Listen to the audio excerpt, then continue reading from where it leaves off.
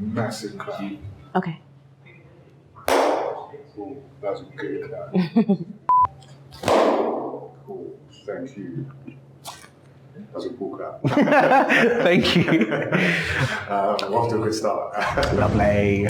Gamer, for me, it's a form of escapism. I mean, you can be something or someone that you maybe don't have the opportunity to be in real life, and it's why, to me, gaming should be so diverse and why gaming should be accessible to everybody, because you have these opportunities that you wouldn't be able to actually be able to be and get away, and it helps your mental health, and which is why that's what gaming means to me.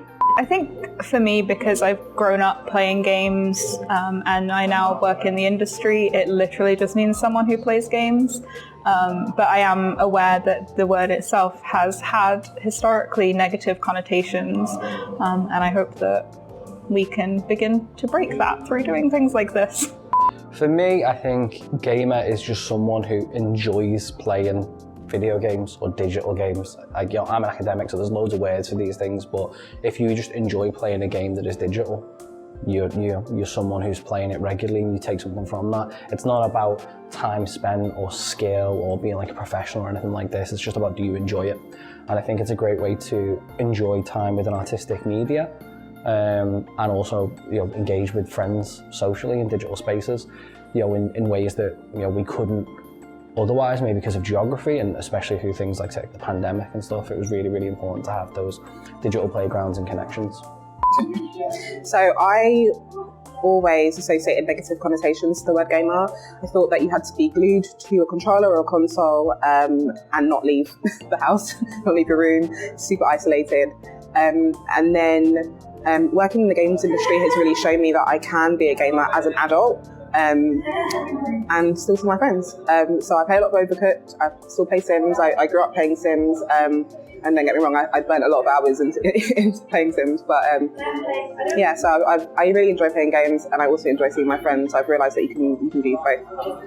I think if you have a negative connotation of the word, you need to maybe experience more communities within gaming. There are so many different kinds, and there are so many different kinds of people within gaming, and so many different types of games out there that it just, maybe you're experiencing the wrong kind.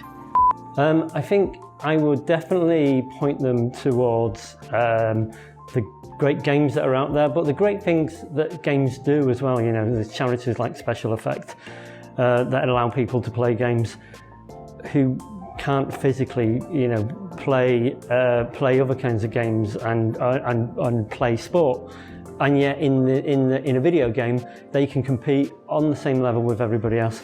I mean, that's just one example of the way that games can change people's lives. It's no joke, they really transform people's lives, and all the wonderful experiences that games have offered everybody else. I think.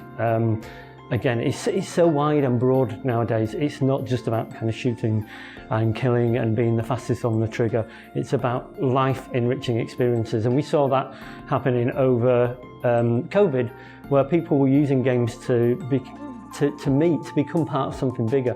And it was very, very real and very, very positive. I would say give it a try. Don't judge before you've tried it. There's plenty of games. There's loads of varieties. We've got horror games, funny games, platform games. There's so many versions of gaming. It's not just you see someone in their room just constantly just gaming.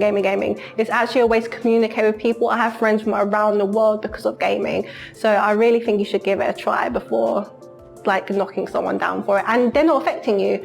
So leave people alone, basically. So the game that kind of inspired me to down my path into the careers games industry was Dragon Age Origins, which, to anyone who doesn't know, is one of BioWare's pioneer titles. It was one of the, in my opinion, best interactive narrative choices games ever created. I'm a huge story fan. Stories are what drive me. I like multiplayer games, but I prefer story-based games. And for me, it was the one game where I fell not only in love with the characters, but I felt like I was the character. It was the first first game that transported me into a world that actually enabled me to escape the real world. And I felt like I was living each and every individual story, every choice was mine. And that is some of the magic that video games have today. And I always wanted to create my own stories. I always wanted to go out there and help make stories that helped people escape the world just as much as they'd done for me in that time. So that's what the game that inspired me down my pathway into the career games industry. Pokemon Yellow. That was like my first game. Pikachu running around behind me, trying to catch all 150 Pokemon, which I never actually did. We got probably 121, so we was close, but at the time trying to trade with friends and everything wasn't really a thing. So yeah, we did what we could. Shot. There we go. Get involved in